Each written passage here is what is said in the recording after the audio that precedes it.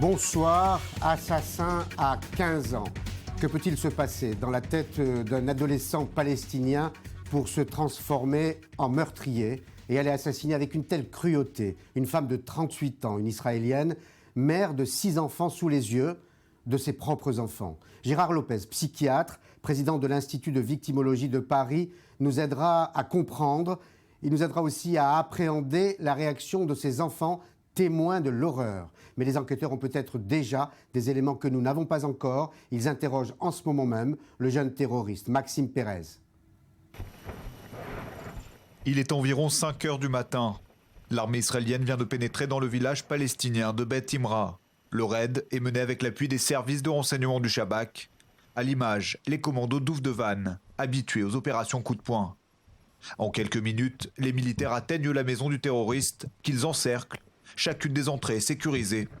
Les forces spéciales peuvent pénétrer à l'intérieur du bâtiment. Dernières instructions avant que l'unité ne fasse irruption dans la chambre à coucher du meurtrier de Daphna Meir. Le terroriste sera cueilli dans son lit. Mourad Adias, un adolescent palestinien de 15 ans jusqu'ici inconnu des services de sécurité. Il leur aura fallu moins de 30 heures pour appréhender le jeune suspect.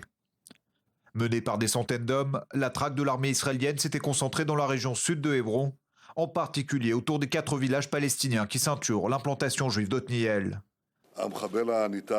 Lundi, le Premier ministre Benjamin Netanyahou avait juré que le meurtrier de Daphna Meir serait appréhendé tôt ou tard. Son mari et ses 6 enfants orphelins peuvent désormais entamer leur deuil. Daphna Meir, l'infirmière assassinée, vivait à Otniel. Comment ses voisins, comment les habitants ont-ils réagi à la capture du terroriste? L'enquête de Mathias Inbar et Daniel Bock. C'est par ce terrain que Mourad Adaïs a pénétré dans la localité d'Otniel. Le terroriste palestinien de 15 ans se rend alors dans un chantier de la maison mitoyenne de celle de Daphna Meir et poignarde à mort cette mère de famille. 48 heures après les faits, il a finalement été arrêté par l'armée israélienne. Une arrestation qui n'apaise pas la peine des amis de la victime. Non. Ça ne m'apaise pas. Oui, nous avons confiance dans les forces de sécurité qui font leur travail. Mais combien reste-t-il de terroristes dans la nature? Trop, selon moi. Le rabbin de l'implantation essaye quant à lui de rester positif. Il préfère parler de paix plutôt que de vengeance. On a besoin de créer un monde de paix, d'humanité, pas un monde de cruauté et de meurtre, de personnes qui ont perdu toute humanité.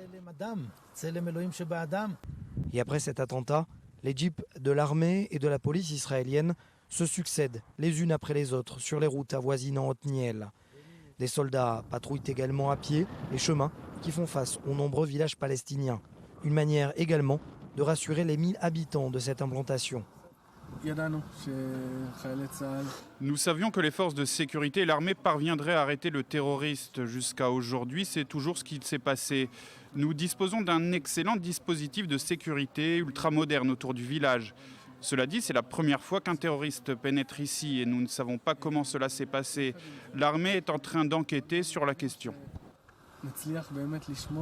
Après avoir poignardé à mort Daphna Meir dans la maison qui est derrière nous, le terroriste palestinien a ensuite pris la fuite. Il a emprunté ce chemin de terre pour aller se réfugier dans les villages arabes palestiniens qui jouxtent quasiment cette localité d'Otniel.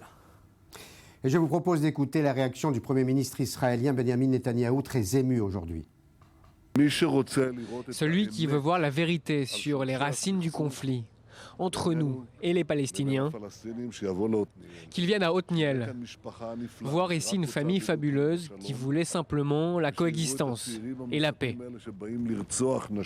Voir aussi ces jeunes qui attisent la haine, tuent des mères de 6 enfants et déclarent « Nous les exterminerons tous, y compris à Tel Aviv et à Yafo ».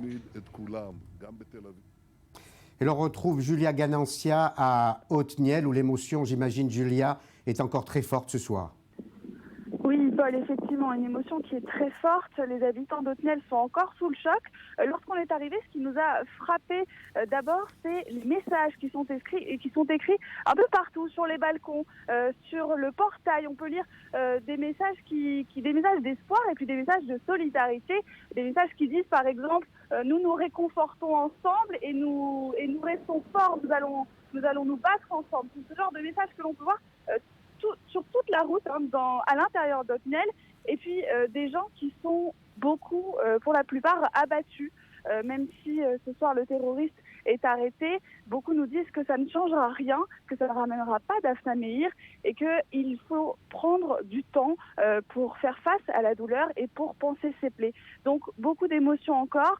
La chance qu'ils ont, ces gens, c'est ce qu'ils me disaient en tout cas, c'est que dans cette douleur, ils sont ensemble. Et ça, on le ressent beaucoup au sein de cette communauté.